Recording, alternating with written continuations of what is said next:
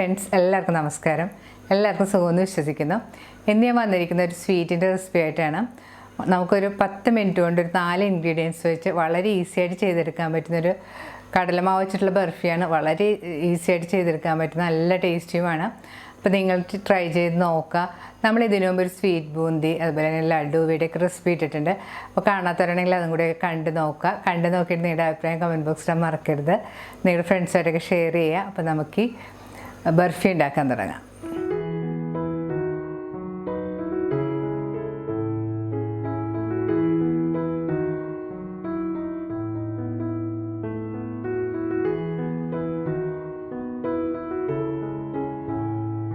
ആദ്യം നമുക്ക് ബർഫി ഉണ്ടാക്കിയിട്ട് അത് സെറ്റ് ചെയ്യാൻ വെക്കാനായിട്ട് ഒരു ബട്ടർ പേപ്പറിൽ കുറച്ച് നെയ്യോ ബട്ടറോ തടവി വെക്കണം.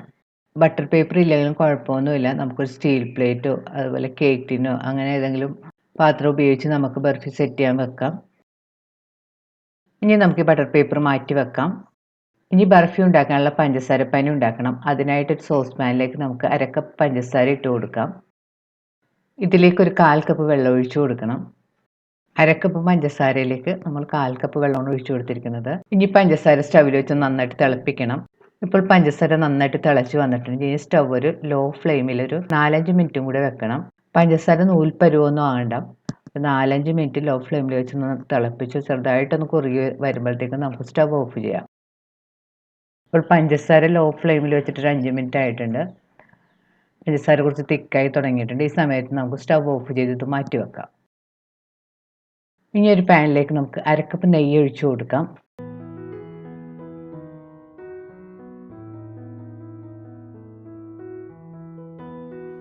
ഇപ്പോൾ നെയ്യ് നന്നായിട്ട് ഉരുകി ചൂടായൊക്കെ വന്നിട്ടുണ്ട്. ഈ സമയത്ത് നമുക്ക് സ്റ്റവ് ഒരു ലോ ഫ്ലെയിമിലേക്ക് വെക്കണം. അതിനുശേഷം ഇതിലേക്ക് നമുക്ക് 1 കപ്പ് കടലമാവ് ചേർത്ത് കൊടുക്കാം. 1/2 കപ്പ് നെയ്യിലേക്ക് നമ്മൾ 1 കപ്പ് കടലമാവാണ് ചേർത്ത് കൊടുക്കുന്നത്. ബേസൻ ചേർത്തതിന് ശേഷം സ്പൂൺ കൊണ്ട് നന്നായിട്ട് മിക്സ് ചെയ്ത് യോജിപ്പിക്കണം. സ്റ്റവ് ഒരു ലോ മീഡിയം ഫ്ലെയിമിൽ വെച്ച് ഇതൊരു 6-7 മിനിറ്റ് നമുക്ക് നന്നായിട്ട് വഴറ്റിയെടുക്കണം. ബേസൻ ചേർത്ത ഉടനെ കുറച്ച് കട്ടിയായിട്ടായിരിക്കും ഇരിക്കുന്നത്.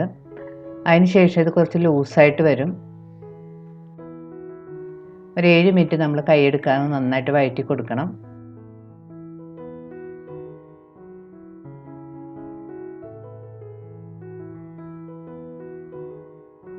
കടലമാവ് ചേർത്ത് വഴറ്റാൻ തുടങ്ങിയിട്ട് ഒരു 7 മിനിറ്റ് എല്ലാം കഴിഞ്ഞിട്ടുണ്ട്.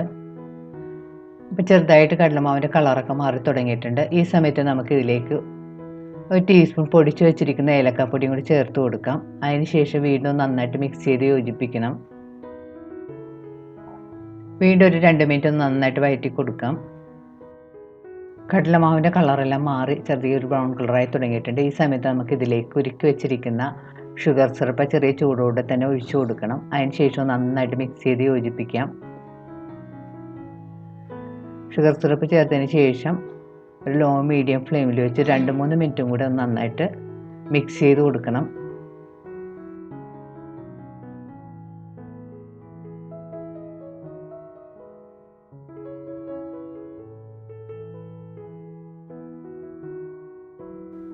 ഇപ്പോൾ കടലമാവ് നല്ല തിക്കായി പാനിൽ നല്ല വിട്ട് വരാൻ തുടങ്ങിയിട്ടുണ്ട്. ഈ സമയത്ത് നമുക്ക് സ്റ്റവ് ഓഫ് ചെയ്യാം.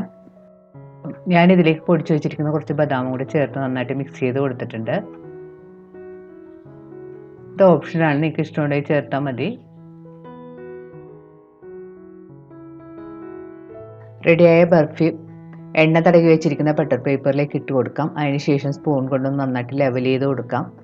സൈഡെല്ലാം ഒരു സ്ക്വയർ ഷേപ്പിലാക്കി എടുക്കാം. അപ്പോൾ കട്ട് ചെയ്യുമ്പോഴത്തേക്കും കാണാനൊക്കെ ഒരു ഭംഗി ഉണ്ടാകും.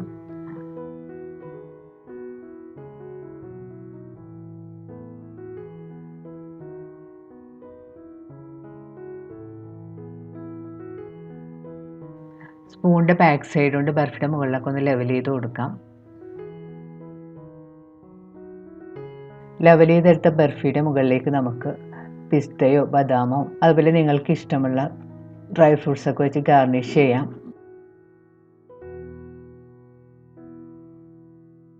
ഞാനിവിടെ ബദാം ചോപ്പ് ചെയ്ത് വെച്ചിട്ടാണ് ഗാർണിഷ് ചെയ്തിരിക്കുന്നത്.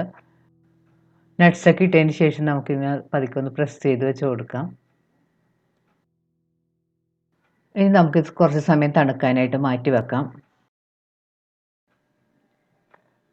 ഇപ്പോൾ ബർഫി മാറ്റി വെച്ചിട്ട് ഒരു 15 മിനിറ്റൊക്കെ കഴിഞ്ഞിട്ട് ചെറുതായിട്ട് ചൂടൊക്കെ ആറി സെറ്റായി തുടങ്ങിയിട്ടുണ്ട്. ഈ സമയത്ത് നമുക്ക് ഇഷ്ടമുള്ള ഷേപ്പിലൊന്ന് കട്ട് ചെയ്ത് വെക്കാം. കൂടുതൽ തണുത്ത് കഴിയുമ്പോഴത്തേക്ക് നമുക്ക് കട്ട് ചെയ്യാൻ ചിലപ്പോൾ ബുദ്ധിമുട്ടായിരിക്കും. അപ്പോൾ ഇത് ചെറുതായിട്ട് സെറ്റായി തുടങ്ങുമ്പോഴത്തേക്ക് നമുക്ക് കട്ട് ചെയ്ത് വെക്കാം.